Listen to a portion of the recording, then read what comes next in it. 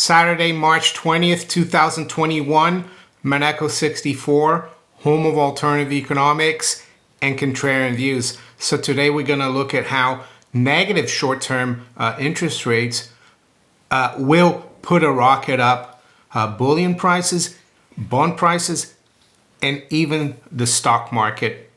Yes, there's a lot going on in the bond market, a lot going on about SLR. Before I start though, I'd like to say that yesterday I was supposed to be doing an interview with Wall Street Silver. We started the interview, but they had a bad internet connection. So that is not going to come out yet. Hopefully we'll be able to do the interview later on today. It's not a live interview. They will post it, a recorded interview. So just to let you know. So yes, yesterday there was news that the Federal Reserve and the FDIC are not going to allow the SLR to be extended after March 31st. Yes, the 10-year yield went up to 175. It closed around 173. But we've been talking about this for over a month. I think it's been on Zero Hedge. Rafi Fabre's talked about it. The U.S. Treasury has held over $1 trillion in its Treasury general account with the Federal Reserve. But according to the laws, they're supposed to drain that account. And there's been a lot of talk that all that, I think it's about 1.1 trillion they're going to have to drain from the Fed. That's going to go into the market.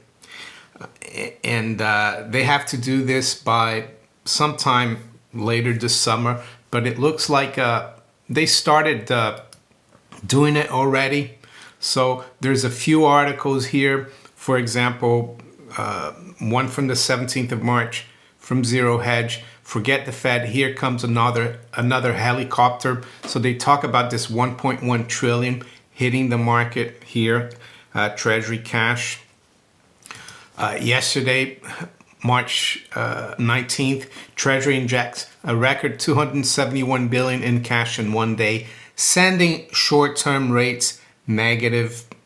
And this is not the Fed funds rate that the Fed targets, which is around zero. These are the money market funds, Treasury, 1 month Treasury bill yields. Yes, these are other rates, but they're going negative.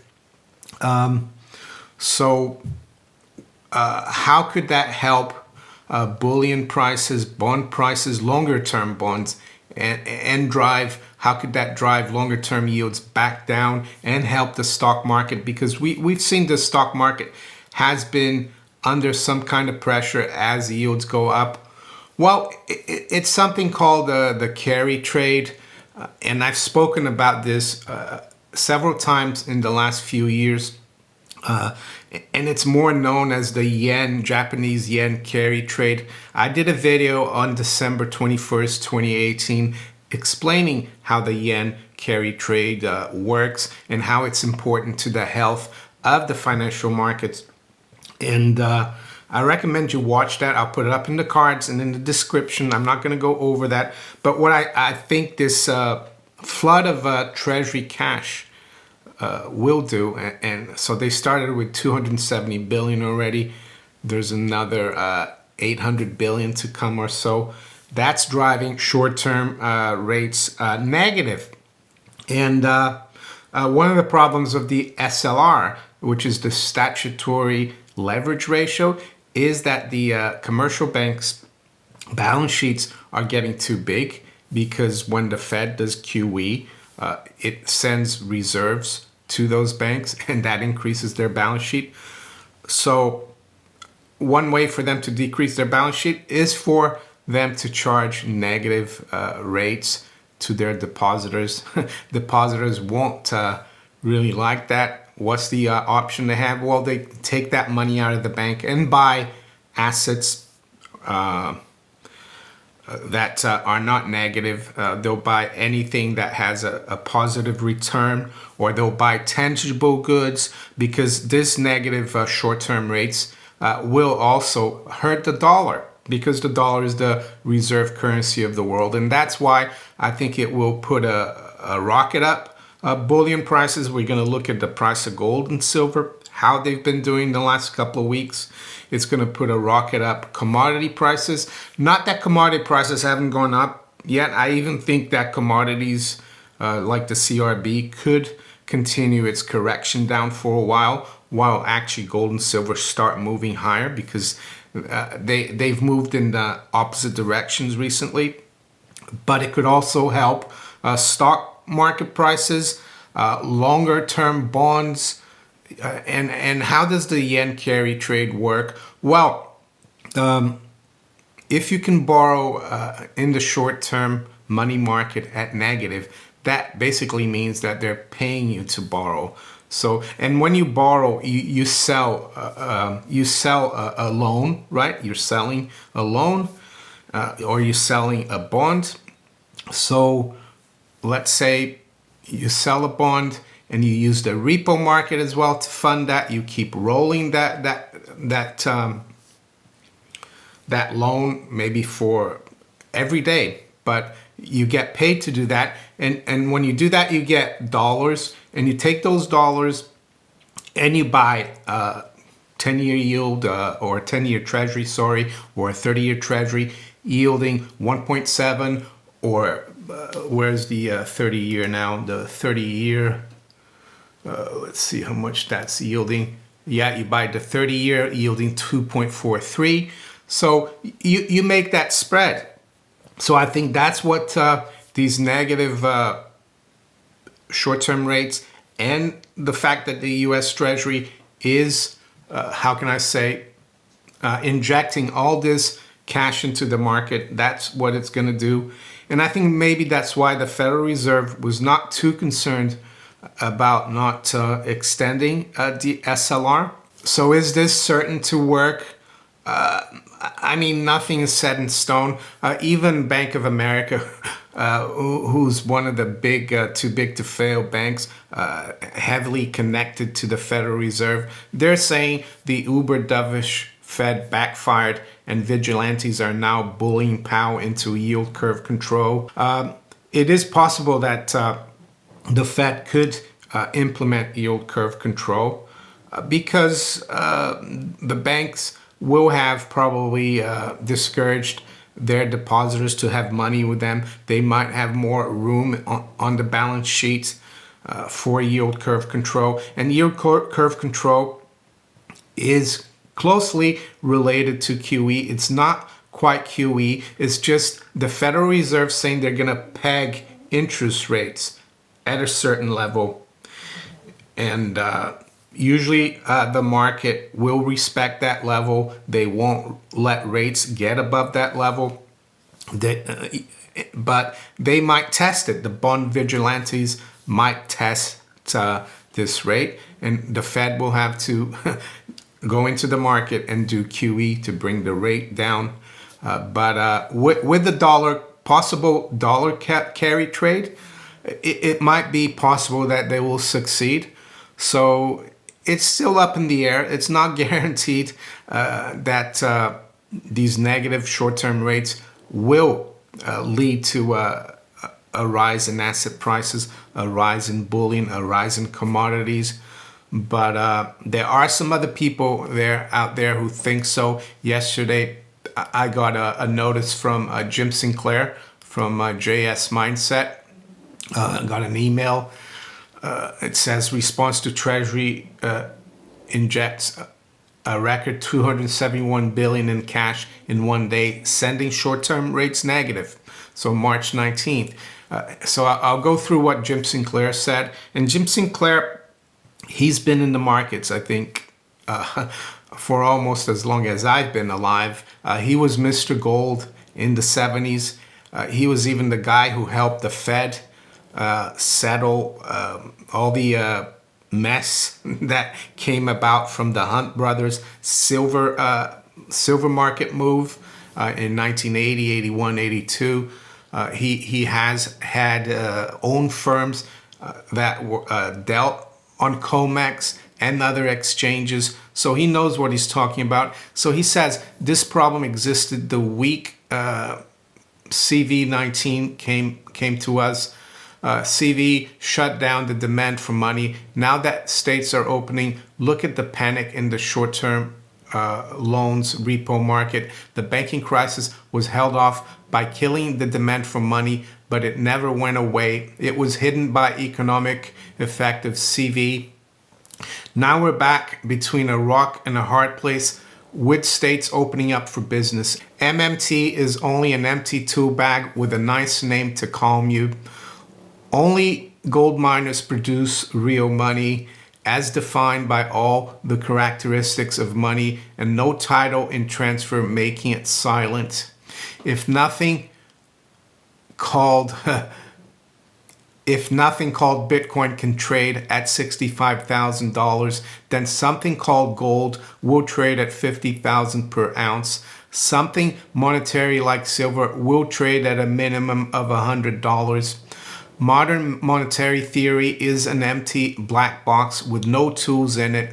It is only a name to make you think there is a replacement for all failed previous central bank policies. There is no MMT. A repo the Fed allows to be repaid in more than one day is a cover up for even more QE. Gold and silver are headed to new highs, breaking out soon.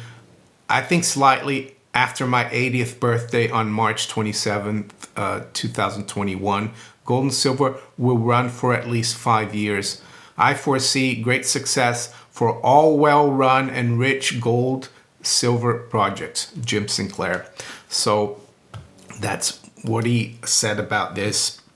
I just wanted to say as well that my videos do not constitute financial advice. I'm not a financial advisor, even though I've worked in the markets for over 20 years. Yes, this is just my opinion on things to help you maybe navigate your financial affairs and give you some insight. So what about the gold and silver charts, and especially the gold chart? I think they're showing signs that what we've been talking about, this short-term rates leading to more liquidity in the markets, leading to investors, speculators starting to buy more bonds, buy more commodities. Yes, I think if you look at the chart of gold, we've had, of course, a pretty gut-wrenching correction since the highs back in August last year. It's been about 7 months. I think we're in the 8th month now. But if you notice here, the last couple weeks, gold has actually gone up. Yes, I think it's signaling that we could have seen now the top in the long-term yields, like the 10-year yield, and a bottom in Treasury prices. And as you can see here, we've held this trend line support. So I think it's encouraging. Technical picture is kind of telegraphing what I've said earlier in this video about all this Treasury cash leading to a US dollar carry trade. And the yen carry trade has been going on for over 5, 6, 7 years. And that's led to a much weaker yen. I think when they instituted this yen carry trade, I think back in 2014 or so, maybe a little earlier, the dollar had dropped to like 80 to the yen, and now we're like 109. So I think this policy as well, this injection of Treasury cash into the market and continued QE, I think Fed will be able to continue to do QE and even yield curve control will hurt the dollar, but I think it will hurt all fiat currencies. I think commodities are going to be the winners here. I think they will outperform paper assets like bonds and stocks. And we saw yesterday as already that the bullion prices went up while the other currencies went down. So I think that's what we're going to see. Silver Yes, silver still looks quite positive. I mean, we're still above a key level that we broke last year. That was the high from 2016, just above 21. We're way above that level. Silver hasn't even been able to correct down to that breakout level. So I think it still looks positive. There is this trend line here. We're hugging this trend line. We need to get above this trend line, but I think it looks pretty good too. So now, before I finish, I just wanted to talk a little bit about inflation. There's been a lot of talk about inflation. I saw that Bill Gross, who was the original bond king because he managed the biggest bond fund in the world, PIMCO. He's retired now, but I saw a headline that he sees inflation, or what they call the CPI, which we know is doctored, could go to 3 or 4%. Those are his words, not mine. And there's another story here, came out yesterday from Zero Hedge. It says, things are out of control. There's a shortage of everything and prices are soaring. What happens next? I received my council tax bill, which is like a real estate tax. It funds the local council. This is for the year 2021, 2022. The fiscal year here in the UK starts in April. So they send you something in the post. And not surprisingly, there's a couple of changes here for the Greater London Authority. And just to let you know, to clarify this, this is not the City of London. The City of London is the square mile where the financial center is. And even though the place I live in is, my council is not London, it is in Greater London, but there's all different councils. So the mayor of Greater London is not the Lord Mayor of the City of London. It's that guy called Sadiq Khan. And unfortunately, we have a tax to pay to him. And why unfortunate? Well, because over 20 years ago, there didn't used to be a mayor of Greater London. There has been, of course, the Lord Mayor of the City of London for almost 1,000 years, and that's completely different. But we pay about 25% of what I pay in tax every month goes to Sadiq Khan and his Greater London Authority. And guess how much that went up? They've raised that tax by 9.5%. The local council, they've raised our tax by about 2.5%. They've got different two components. One has gone up 3%, the other 2%, right? So if you look at, if you just Google UK CPI, this is what you get. The consumer price index CPI rose 0.7% in the 12 months to January 2021. So it's a joke, right? This is not real cost of living. These government numbers, they're doctored numbers. The inflation or the rising prices are a lot worse. And I also got this from one of my viewers. He sent me a message, as you can see here, to Mario and Echo. And he says, physical gold and silver on the verge of exponential gains. That's his words. Those are his words, not mine. I remember, though, you pointed out in Brazil how these gains, if taken too soon, can still be wiped out quickly with hyperinflation. I think he meant Venezuela, because I referenced a video by Bellin GP on YouTube where he talked about the gold price in Venezuela. But he's right. It's not Brazil, but it's Venezuela. But it could apply to Brazil as well eventually. That's valuable insight. He says, I was at my grocery today. I was shocked at the food prices. Literally, gas is up 30% in the past 3 months. commodities in general, much more expensive. House prices, as you've often said, by the time people realize hyperinflation's here, it will be too late. 5 minutes to midnight.